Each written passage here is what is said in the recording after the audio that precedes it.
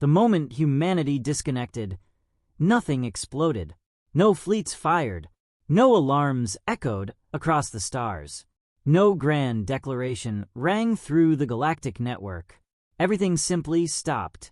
At first, no one noticed.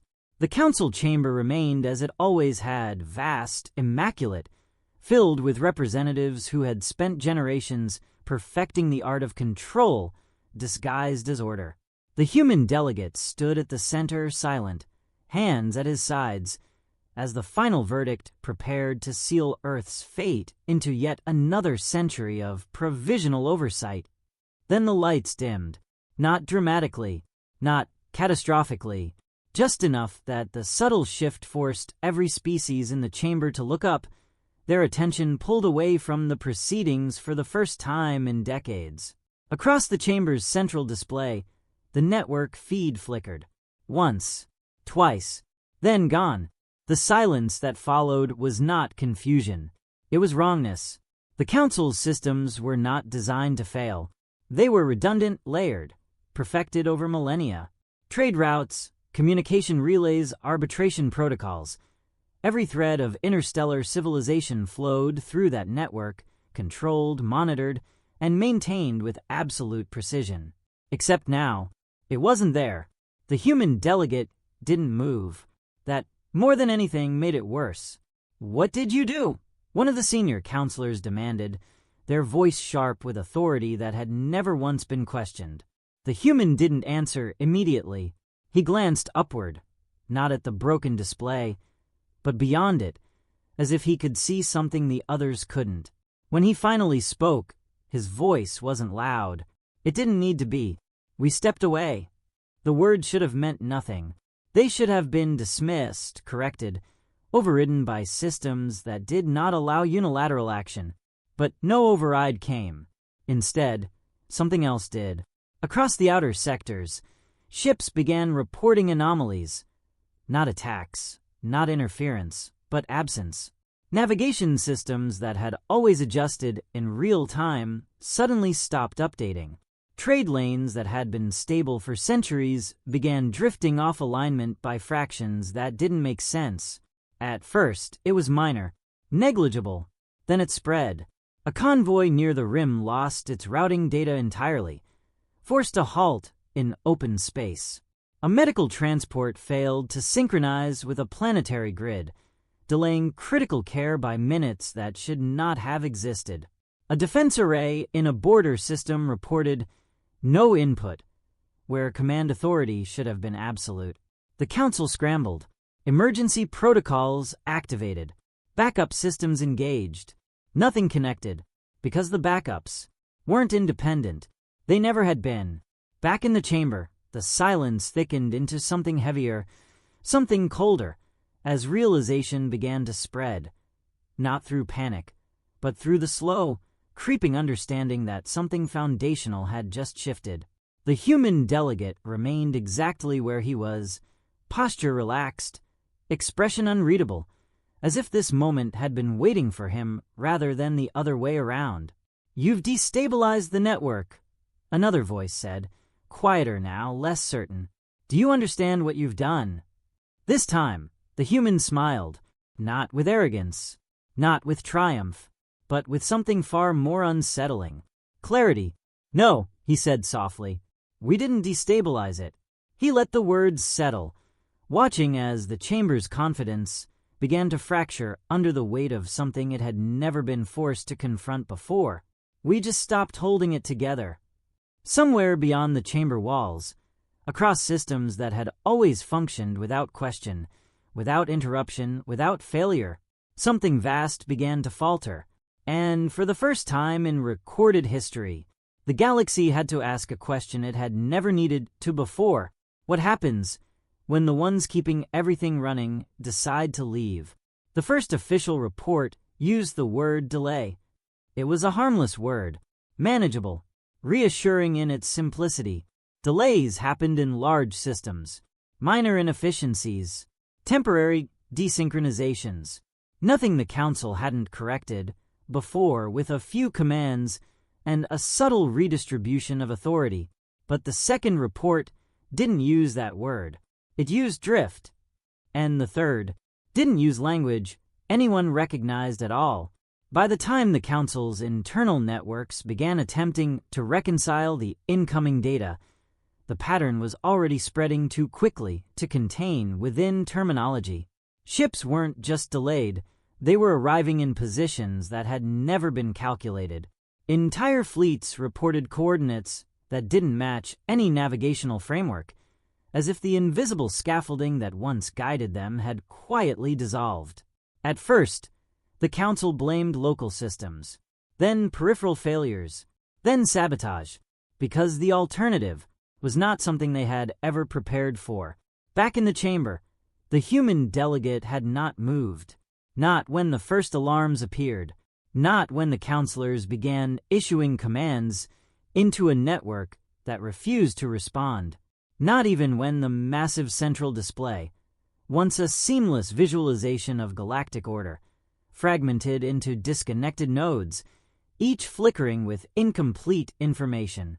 "You will reconnect the network," one of the elder representatives said, their voice steady, but their posture betraying something new: uncertainty.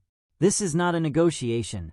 The human turned his gaze toward them, calm, unhurried, as if the urgency filling the chamber existed at a different pace than the one he was operating on. "It was never a negotiation," he replied. That answer didn't escalate the situation. It exposed it.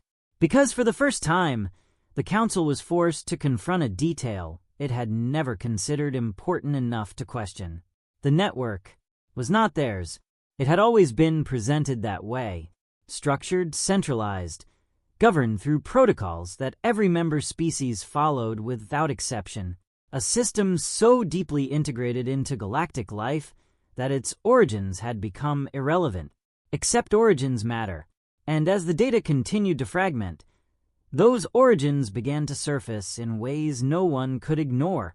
Across the outer colonies, engineers scrambled to diagnose the failures. Diagnostics returned clean. Hardware remained intact. Power systems functioned perfectly. There was no damage, no interference, no external threat. Only absence. Layers of coordination that had once existed quiet, invisible, unquestioned, were simply not there anymore. A navigation officer on a long-haul vessel described it best, though no one in the Council chamber heard her words until much later. "It's like we've been flying with something guiding us the whole time," she said, her voice steady despite the growing tension in her crew. "And now we're not." That statement spread faster than any official report, because it explained something no system log could. The galaxy had not been self-sufficient. It had been supported. Back in the chamber, the counselors were beginning to reach the same conclusion, though none of them spoke it aloud. Instead, they searched for authority, for leverage, for something they could use to force the situation back into alignment. "Reinstate your access," another demanded, their tone sharper now, the illusion of control beginning to crack. "You are still bound by interstellar law." The human didn't respond to the command. He responded to the assumption. "That law only works," he said, his voice carrying just enough to cut through the rising noise, "if the system enforcing it still exists." A flicker passed through the chamber, not in the lights, but in the expressions of those present. It was subtle, but unmistakable, because they understood what he was saying, and more importantly, what he wasn't. He wasn't threatening them. He wasn't negotiating. He wasn't even escalating. He was informing them. The difference was everything. Outside the chamber, the failures were no longer isolated. Trade routes that had once been precise down to the microsecond were beginning to collapse into inefficiency. Cargo shipments missed synchronization windows by margins that compounded with every cycle. Entire economic chains, carefully balanced over centuries, began to wobble under the strain of delays that could no longer be corrected in real time. And still, no attack came. No hostile force revealed itself. There was no enemy to fight. only a system that had lost something it didn't know how to replace. Hale would have called it dependency. Elias would have called it inevitability.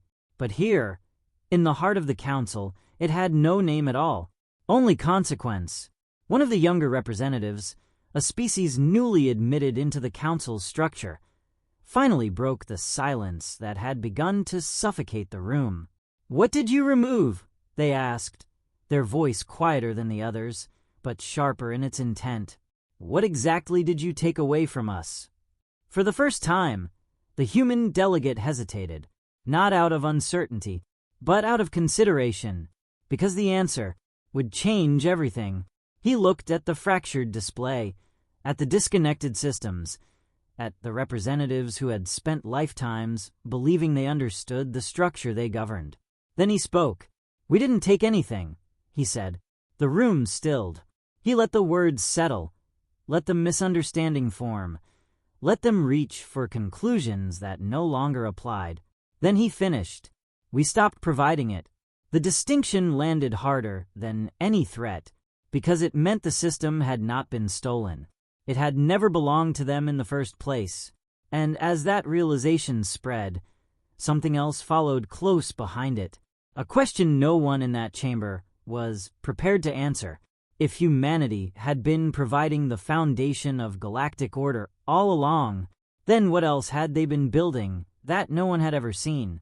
The first species to reach out to humanity did not do it publicly.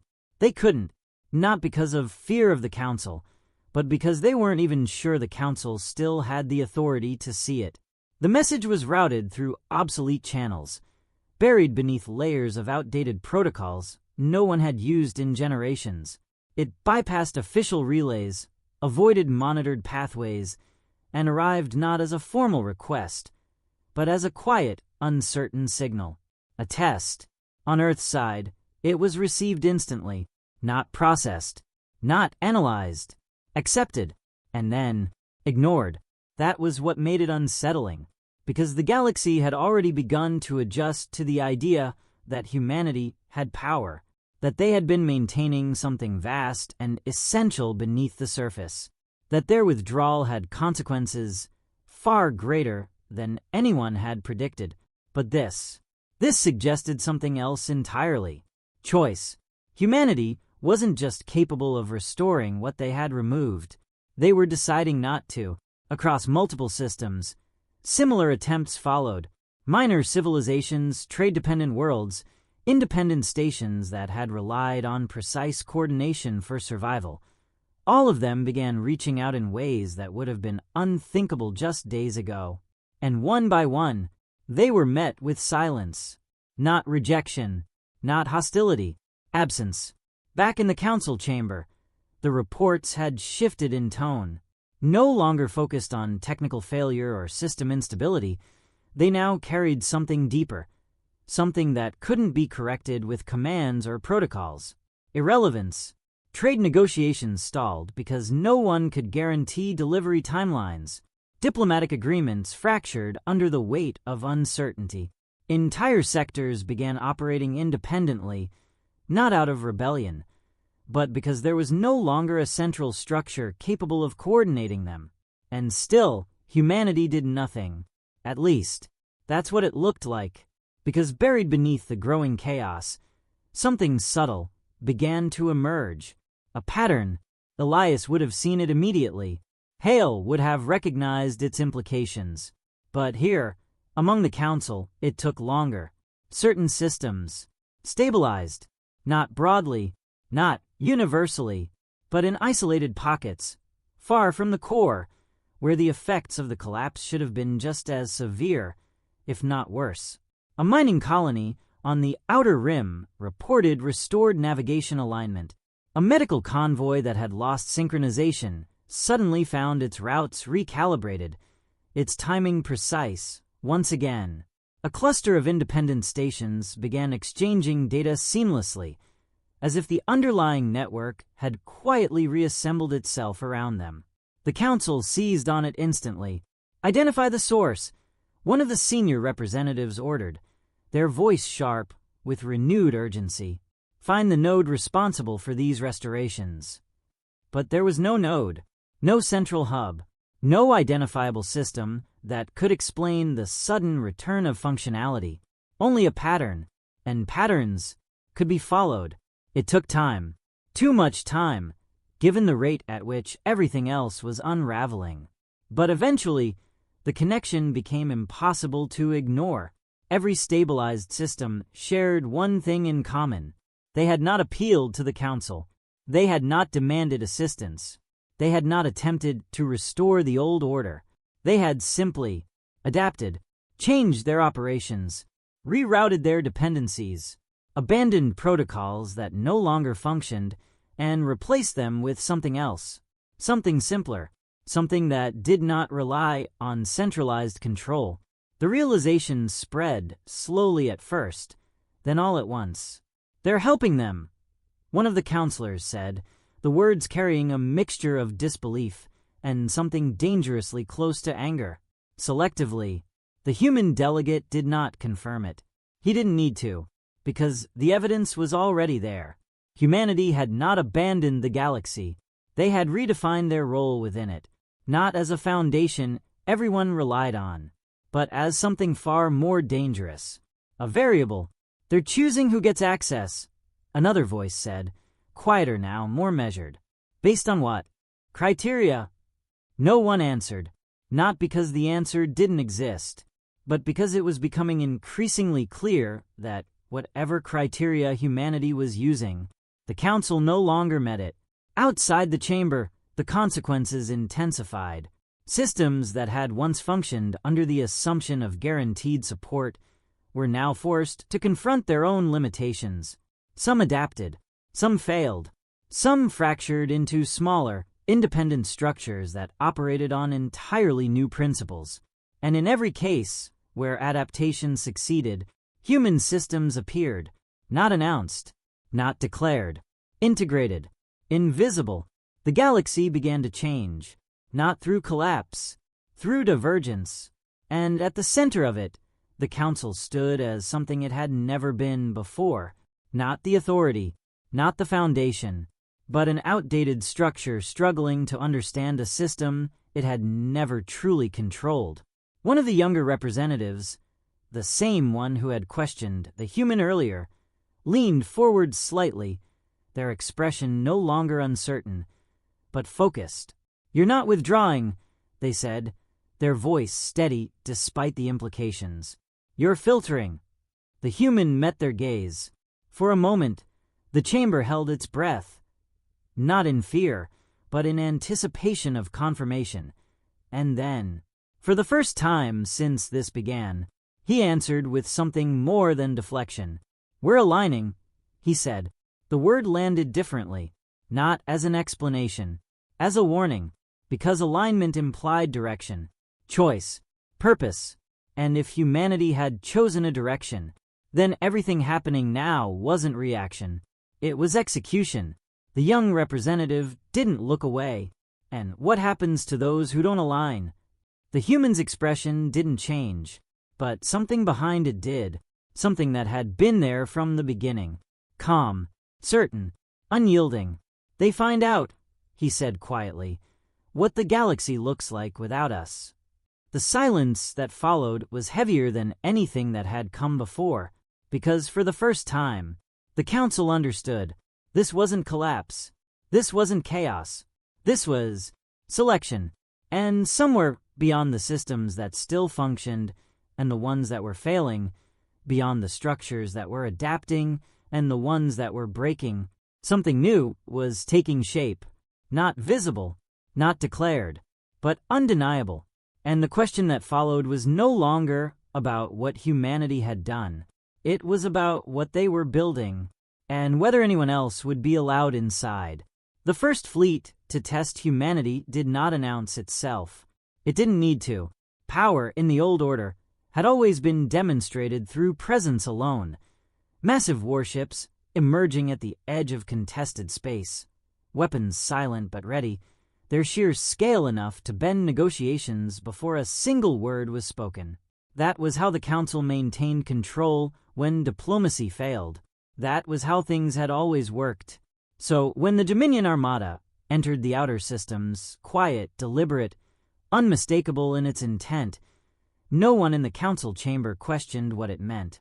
They were going to force the issue, not openly, not recklessly, but with the kind of calculated pressure that had brought entire civilizations back into alignment before they even realized they were resisting.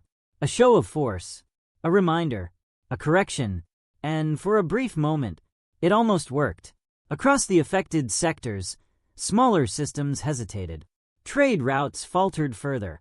Independent colonies that had begun adapting suddenly froze, caught between the emerging human-aligned networks and the overwhelming presence of a force they had been conditioned to obey. The old instincts resurfaced. Stability, compliance, survival. Back in the chamber, a fragile sense of control began to reassemble itself around the council. Orders were issued, not through the broken network, but through direct command channels, through alliances that still held enough structure to function.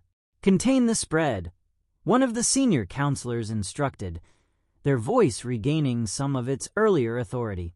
Reassert control over the affected systems. Remind them what happens when they operate outside the established framework. No one mentioned humanity, not directly, because this wasn't about them. Not yet. This was about restoring the pattern. But patterns depend on predictability, and humanity had already broken that. The first engagement report arrived less than an hour after the Armada crossed into contested space. It wasn't what anyone expected.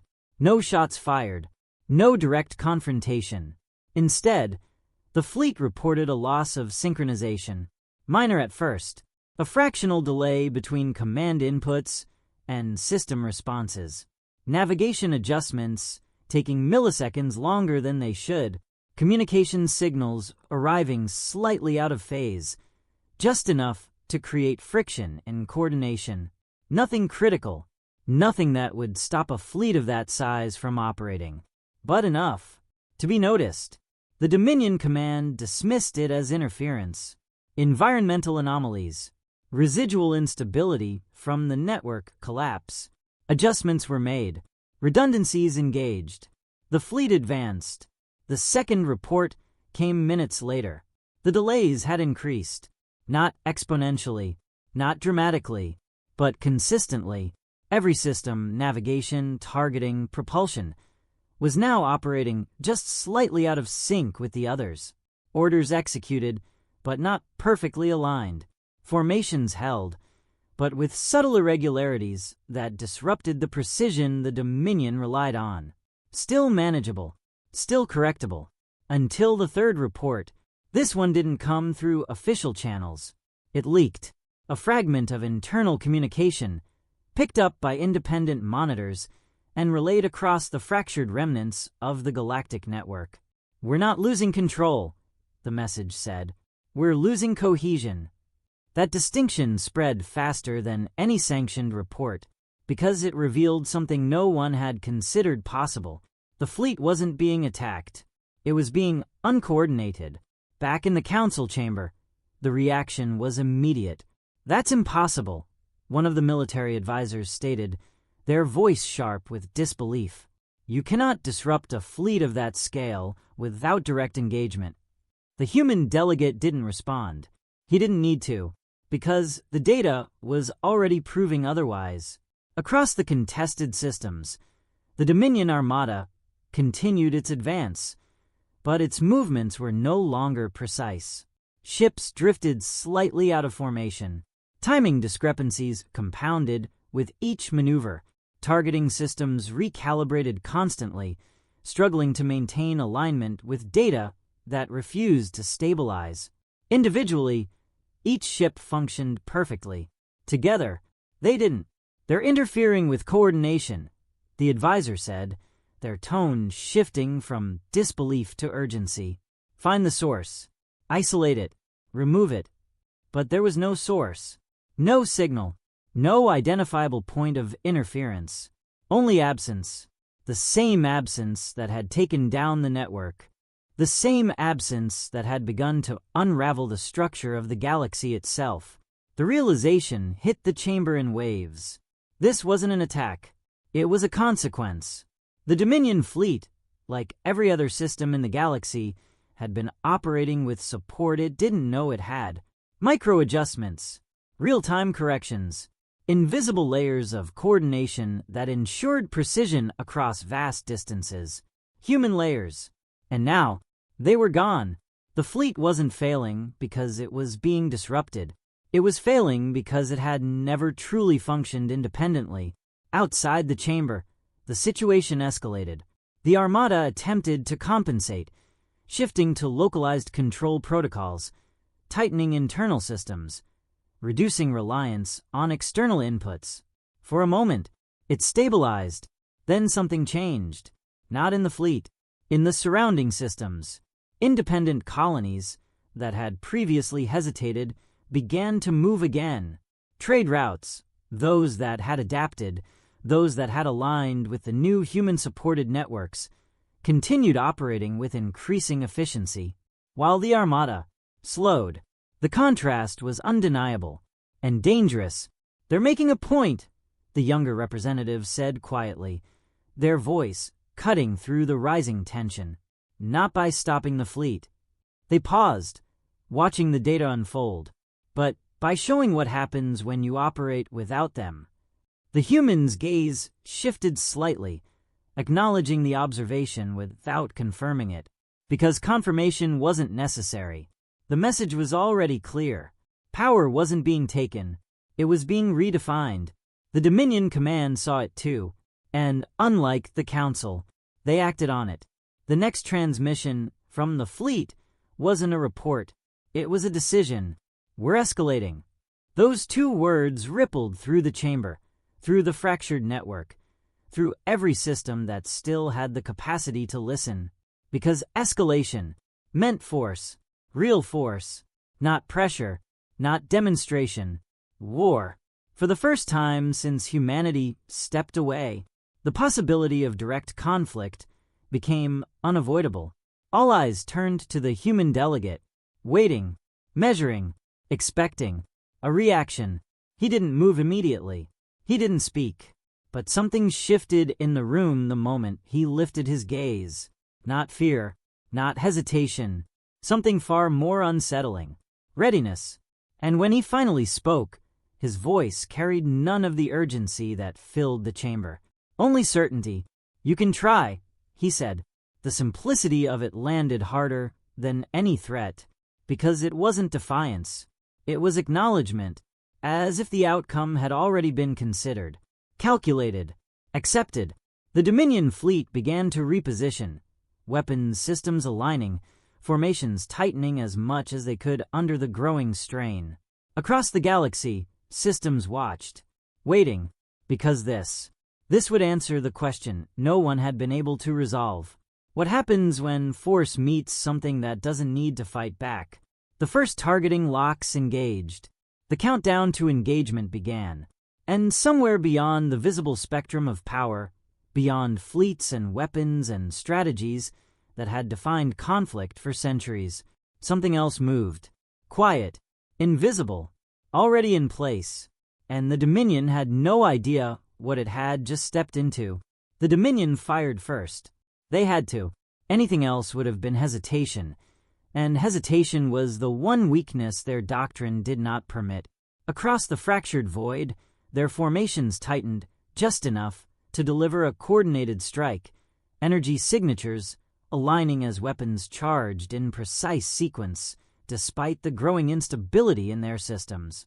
For a moment, just a moment, it looked like the old rules still applied. The first volley tore through space with terrifying clarity, beams of concentrated force cutting toward targets that had not even raised defenses. The systems under human-aligned coordination did not deploy shields, did not reposition fleets, did not respond in any way that resembled traditional warfare. They simply remained.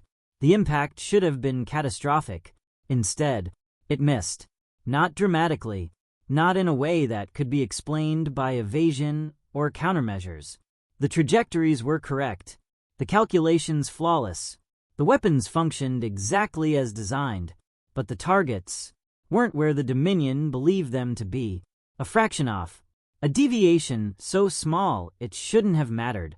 But it did, because every subsequent calculation was based on a framework that no longer held perfectly true. The second volley adjusted. It missed again, not by error, by misalignment. Back in the council chamber, the shift was immediate. This wasn't defense. There were no visible countermeasures, no energy signatures indicating interference, no evidence of active resistance. And yet, the Dominion's precision was failing. How? One of the advisors demanded, their voice no longer carrying authority, only urgency. They're not engaging. There's nothing to counter. The human delegate finally moved, just slightly, enough to draw every eye in the chamber back to him. "You're still assuming this is a fight," he said. The words landed softly, but they broke the last remaining expectation, because this wasn't a battle. It was a demonstration. Across the contested systems, the pattern became undeniable. The Dominion fleet continued to fire, continued to adjust, continued to operate with all the power and precision it had always possessed. But the environment didn't match their models anymore. Navigation data shifted between updates. Micro-adjustments that had once been handled automatically were now absent, forcing the fleet to rely on calculations that assumed stability where none existed. Targeting systems compensated for errors that compounded with each correction, pushing them further from accuracy rather than closer. Individually, every action made sense. Together, they drifted. "They're not interfering with the fleet," the younger representative said, their voice quiet but clear. "They're interfering with the assumptions the fleet is built on." The realization spread like a shockwave, because it meant the Dominion wasn't being overpowered. It was being made irrelevant.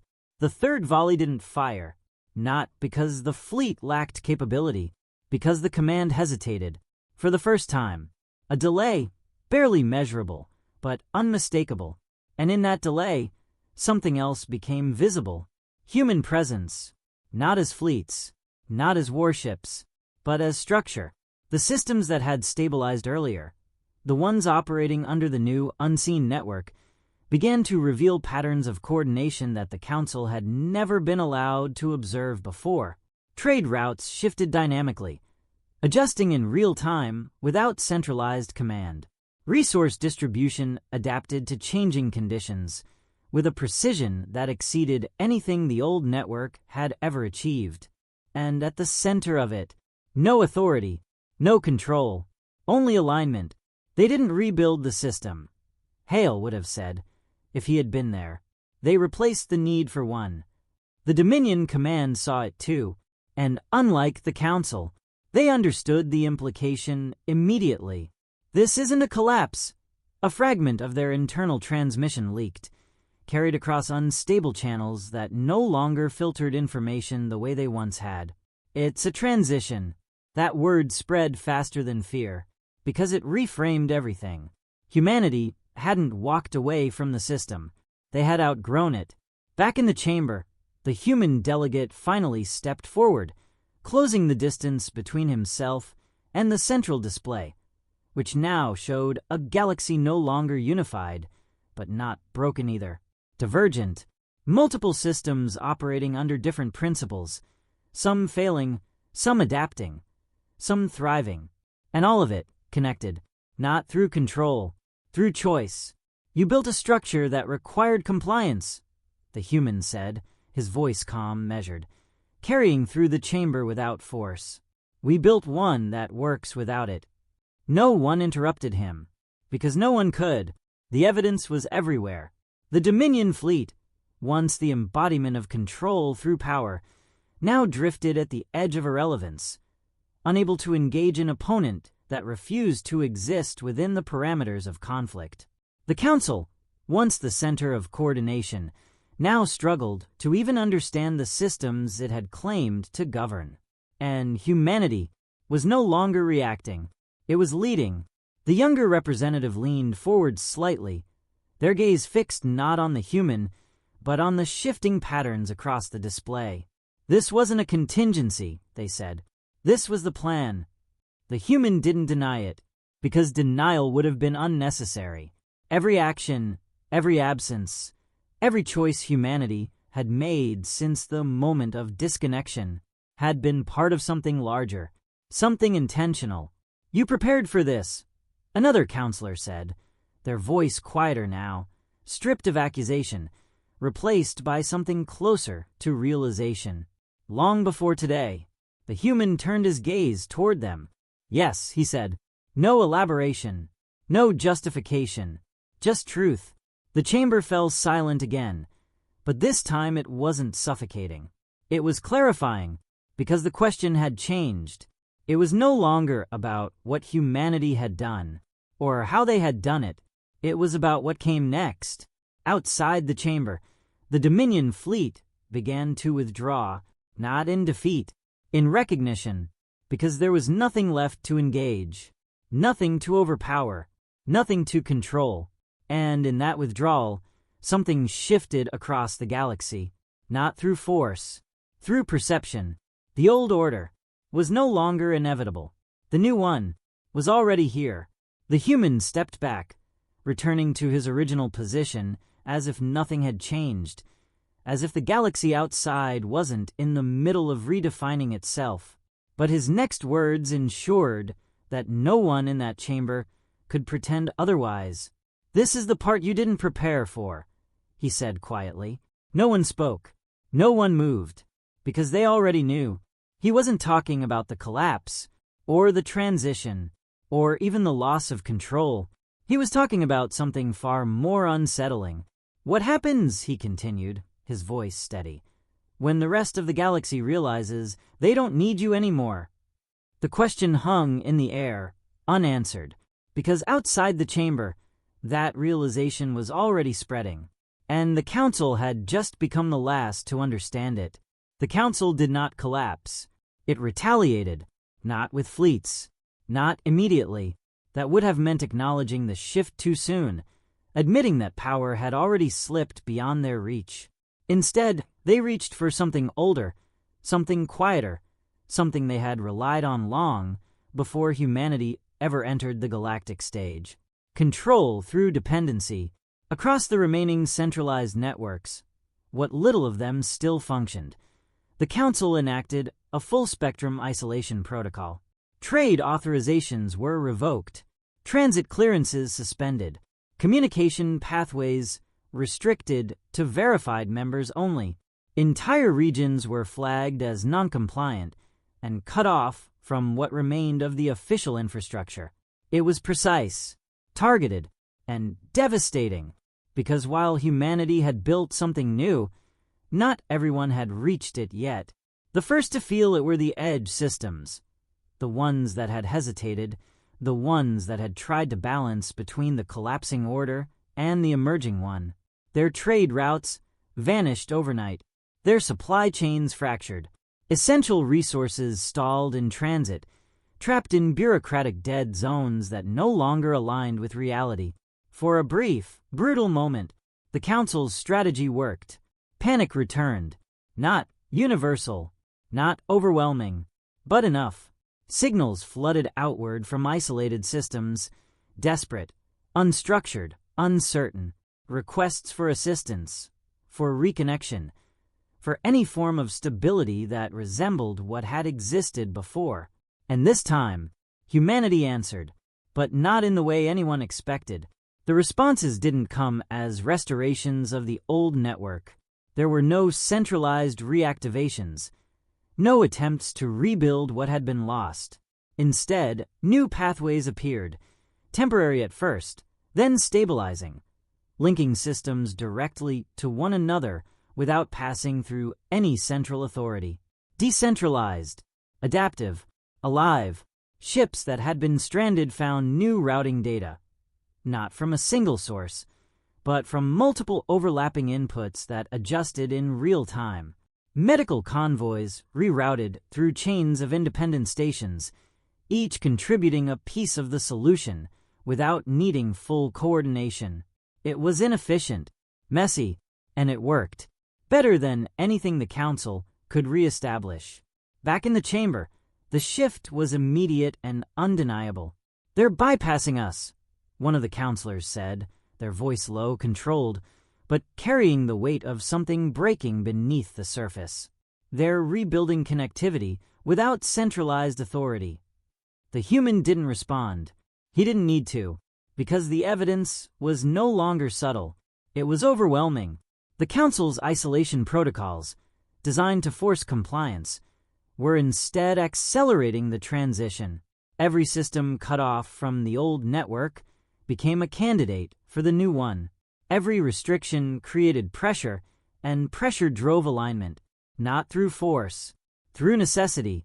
"They're turning our leverage against us," another voice said, sharper now, the realization settling into something dangerously close to anger. "Every move we make pushes more systems toward them." The human tilted his head slightly, not in mockery, not in triumph, but in quiet acknowledgement. "You're still thinking in terms of control," he said. The words landed harder now, because they weren't just observation. They were diagnosis. Outside the chamber, the consequences intensified. Entire sectors began reorganizing themselves around new principles: local autonomy, direct exchange, mutual dependency without central oversight. Systems that had once been peripheral became critical nodes, not because of authority, but because of function. And something else began to emerge: friction, not between humanity and the Council, within the galaxy itself. Not every species adapted easily. Not every system embraced the shift. Some clung to the old order, attempting to restore centralized control within their own regions. Others fractured under the pressure, unable to operate without the structure they had relied on for generations. Conflicts ignited, small at first, localized, but spreading. Trade disputes turned into territorial standoffs.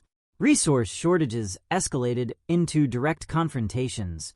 Without a central authority to mediate, tensions that had once been suppressed began to surface. The galaxy was not collapsing. It was revealing itself, and not all of it was stable. Back in the chamber, the Council seized on it. "This is what your freedom creates," one of the elder representatives said, their voice regaining strength as they gestured toward the unfolding chaos. "Fragmentation, conflict, instability. You've removed the system that kept this galaxy from tearing itself apart." For the first time since this began, the accusation carried weight, because it wasn't entirely wrong. The human didn't dismiss it. He didn't deflect it. He acknowledged it. "Yes," he said. The simplicity of the answer cut deeper than denial ever could. The chamber stilled, because they hadn't expected agreement. "And yet," the human continued, his voice steady, unshaken, "those conflicts existed before. You just didn't have to see them." The statement shifted the perspective instantly, because it reframed the chaos, not as something new, but as something exposed. The Council's order had not eliminated instability. It had hidden it, managed it, contained it beneath layers of control that no longer existed. "And now?" the younger representative asked, their voice quieter, but more focused than ever. "What happens now?" The human's gaze moved across the chamber, taking in the representatives who had once believed themselves to be the center of everything. "Now," he said, "people decide what they're willing to stand on." Outside, the pressure continued to build. The Council tightened its restrictions, pushing harder, isolating more systems, attempting to force a return to centralized authority. And with each action, more systems left, not in rebellion, in alignment, but the cost kept rising, because the transition wasn't clean. It couldn't be. There were systems that would fall through the gaps, species that would not adapt in time, regions that would fracture before they could stabilize. The human network could not reach everyone. Not yet. And the Council knew it. "If we push hard enough," one of the military advisors said, their voice low, calculating. We can force a breaking point, overload their capacity, make their system fail under the strain. The idea spread quickly because it offered something the Council desperately needed. A way back, a way to reassert control. The human heard it, and for the first time, he didn't dismiss the possibility, because they were right about one thing. There was a limit. Humanity had built something powerful, adaptive, resilient, but it wasn't infinite. Not yet. If the pressure became too great, if too many systems collapsed at once, if the demands exceeded the network's ability to respond, it would break, not like the old system, but it would break, and in that break, the Council could reclaim everything. The human exhaled slowly, his gaze shifting back to the fractured display, to the galaxy in transition, to the systems aligning and the ones still struggling to find their place. "You can try," he said again, but this time the words carried something new. Not just certainty, acknowledgement of risk, because this was no longer a controlled transition. It was a race between a system that was fading and one that wasn't finished yet. Outside the chamber, the pressure intensified, conflicts escalated, alliances shifted, and somewhere within the expanding network humanity had built, something began to strain, not visibly, not catastrophically, but enough that those watching closely could see it. And for the first time since humanity stepped away, the question wasn't whether the galaxy needed them. It was whether they could hold it together before it tore itself apart. The fracture didn't start where the Council expected. It didn't begin in the outer systems, where instability had been building, where resource shortages and shifting alliances had already pushed entire regions to the edge. It didn't erupt from the weaker networks or the isolated colonies struggling to adapt. It started inside the core, a system that had never failed, a region so deeply integrated into the old order that its collapse was considered impossible. The moment the first report came in, the chamber didn't react. They rejected it. "Verification error," one of the counselors said immediately, their voice firm, dismissive. "That sector is fully stabilized. It cannot." The second report cut them off. Then the third. Then a cascade. Data flooding in from multiple independent sources, all confirming the same thing. The core system was failing. Not gradually, not in stages. All at once. Trade networks desynchronized. Communication relays lost alignment. Defense grids began operating on conflicting protocols, each responding to outdated command structures that no longer matched the present state of the system. For a moment, it looked exactly like the outer collapse, but it wasn't, because this system had never depended on adaptation. It had depended on control, and control was gone. Back in the chamber, the shift was immediate and absolute. The illusion of containment, of strategic pressure, of calculated escalation, shattered under the weight of something far more dangerous than chaos. Loss of foundation. "They were never supposed to be affected," one of the advisors said, their voice tight, the first real crack in their composure. The core sectors were insulated, independent, self-sustaining. The human didn't respond, because that assumption was the problem. No system had ever been independent, not truly.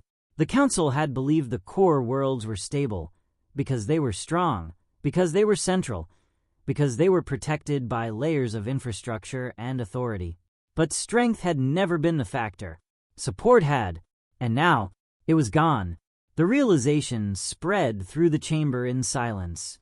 Not panic, something worse. Recognition. The pressure they had applied, the isolation protocols, the forced restrictions, they hadn't just targeted the outer systems. They had disrupted the entire structure, and the deeper the system had relied on invisible support, the harder it fell. Outside, the consequences were immediate. Core fleets lost coordination. Supply chains collapsed inward, creating shortages in regions that had never experienced them before. Systems that had once dictated terms to to the rest of the galaxy now struggled to maintain basic operational continuity. And unlike the outer regions, they didn't know how to adapt, because they never had to. "This wasn't supposed to happen," the younger representative said, their voice quieter now, stripped of earlier certainty. "We were applying pressure to them." The human finally moved, just enough to step closer to the central display, where the core sectors now flickered with the same instability that had once been confined to the edges. "You weren't applying pressure," he said calmly. The chamber stilled. "You were removing the last systems that could absorb it."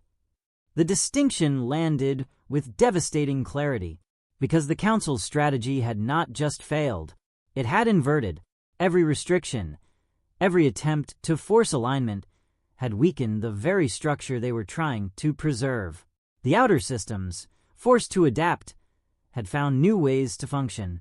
The core had not, and now it was breaking faster than anything else. The military advisor stepped forward, their composure gone, replaced by urgency that bordered on desperation.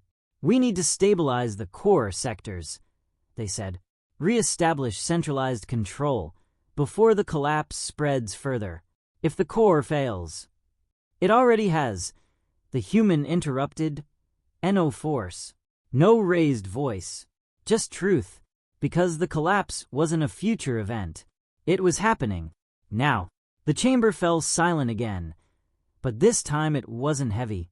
It was hollow, because for the first time, the Council understood the scale of what they had lost.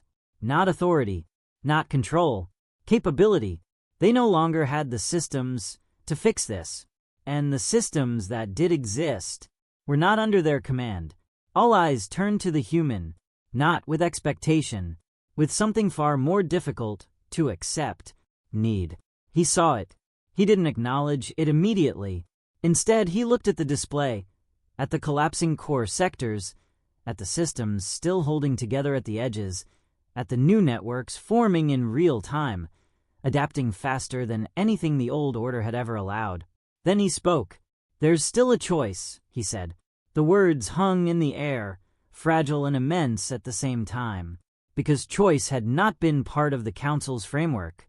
Not really. There had always been structure, hierarchy, control.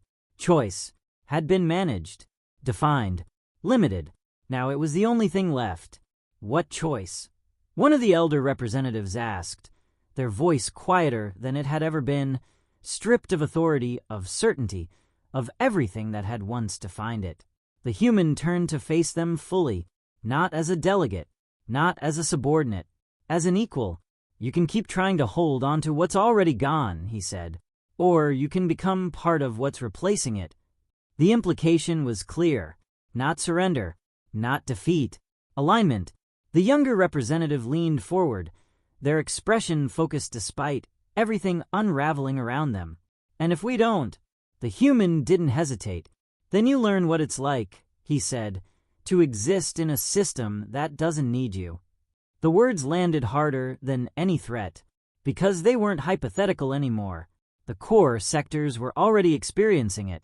The chamber didn't respond immediately, because for the first time since this began, there was no protocol, no predefined path, no system to guide the decision. Only consequence. Outside, the collapse accelerated. Core systems flickered, some stabilizing briefly before falling again, others fragmenting into isolated clusters that struggled to maintain coherence. And at the same time, something else was happening. Not collapse, integration. Systems that had adapted earlier began extending connections inward, reaching toward the failing core, offering pathways that didn't require centralized control, that didn't rely on authority, that functioned through alignment rather than enforcement. But they weren't automatic. They weren't guaranteed. They required acceptance. The Council saw it, and for the first time, they hesitated, not because they didn't understand the choice, because they did. Perfectly. The cost of holding on was everything. The cost of letting go was becoming something else. The chamber remained silent, suspended between two futures that could not coexist. And outside, the galaxy continued to shift, to fracture, to rebuild itself in real time. The human watched them, not with impatience, not with expectation, with certainty, because the decision they were about to make would not just determine their survival, it would define what they became next. The decision did not come as a vote. There was no formal motion, no structured debate, no final declaration spoken into the fractured remains of the Council's authority. Those things belonged to the system that had already failed, to the illusion that control could be maintained through procedure alone. Instead, it came as a shift, subtle at first, almost imperceptible. One system, small, insignificant by the Council's old metrics, accepted a new routing protocol, not imposed, not forced, chosen. Its data streams adjusted, its connections realigned, and for the first time since the collapse began, its operations stabilized without reverting to centralized control. Then another followed, and another, each decision independent, each choice deliberate, no coordination, no command. And yet, they aligned. Back in the chamber, the representatives watched it unfold in silence. The display, once a symbol of unified authority, now showed something entirely different. A galaxy no longer bound by a single structure, but connected through countless individual agreements, each one reinforcing the next without requiring a central point of control. It was messy, uneven, alive. "They're choosing it," the younger representative said quietly, their voice carrying a mix of disbelief and something else, something closer to understanding. "Not because they have to, but because it works." The human didn't respond. He didn't need to, because this was never about convincing the Council. It was about making them irrelevant. And for the first time, they could see it happening in real time. The core sectors, once the unshakable center of galactic order, were still unstable. Their systems flickered between states, struggling to maintain coherence without the support they had never acknowledged. But now, pathways were opening, new connections forming, not from above, but from the edges, from the systems that had already adapted. Help, but on different terms. No hierarchy, no control, only participation. The elder representative stepped forward slightly, their posture no longer rigid with authority, but unsteady with the weight of everything they had just lost. "This structure," they said, the word unfamiliar on their tongue, stripped of its former certainty. "It has no center, no enforcement, no guarantee of compliance." The human finally met their gaze. "That's why it holds," he said. The answer wasn't defiance. It was truth, because what the Council had never understood, what they had never needed to understand, was that control created dependency, and dependency created fragility. Remove the control, and the fragility followed it. Outside the chamber, the transformation accelerated. Systems that had resisted began to fracture under their own weight, forced to confront a reality where centralized authority could no longer sustain them. Some failed completely, collapsing into isolated clusters that would take time, years, perhaps generations, to rebuild. Others changed, not easily, not cleanly, but inevitably, because the alternative was extinction. The Dominion fleet, still stationed at the edge of contested space, received new routing data, not from the Council, not from any authority they recognized, but from the same decentralized network that had rendered their weapons irrelevant. For a long moment, they did nothing. Then, they accepted it, not as surrender, as adaptation.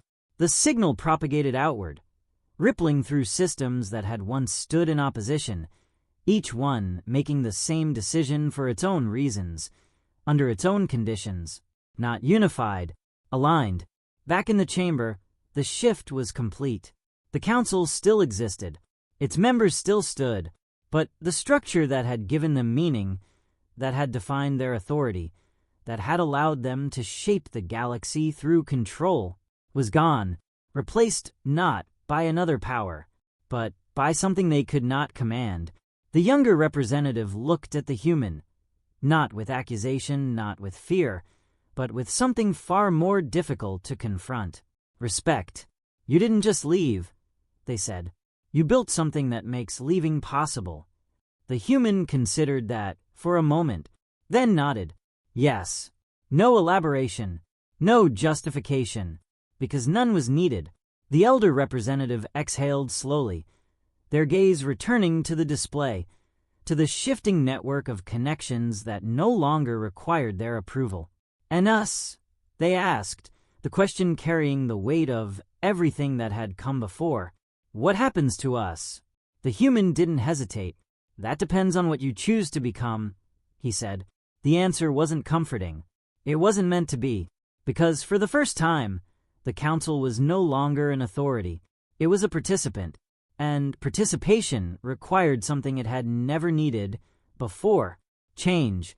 Outside, the galaxy stabilized, not into a single, unified system, but into something more complex, more resilient, a network of networks, each one capable of functioning independently, yet stronger when connected. Trade resumed, not perfectly but effectively. Communication flowed, not centrally but dynamically. Conflicts still existed, but they no longer relied on a single authority to resolve them. They were handled, locally, collectively. Humanity did not stand at the center of it. It didn't need to, because its influence wasn't based on control.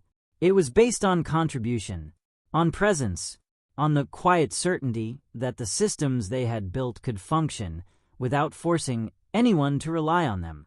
That was the difference. That was the power. Back in the chamber, the human stepped back, returning to where he had stood at the beginning, as if nothing had changed. But everything had. The council no longer dictated the future of the galaxy. It had to choose its place within it. And for the first time, that choice mattered. The younger representative watched the shifting display, the new structure taking shape, the old one fading not into destruction, but into irrelevance. It's not chaos, they said quietly. The human's gaze followed theirs. No, he replied, and for the first time since the moment everything had changed, there was no tension in his voice, only certainty. It's freedom. The word lingered in the air, unfamiliar, undefined, and yet undeniable, because across the galaxy, systems continued to align, not through force, not through fear, but through choice. And that was something no one could take away again.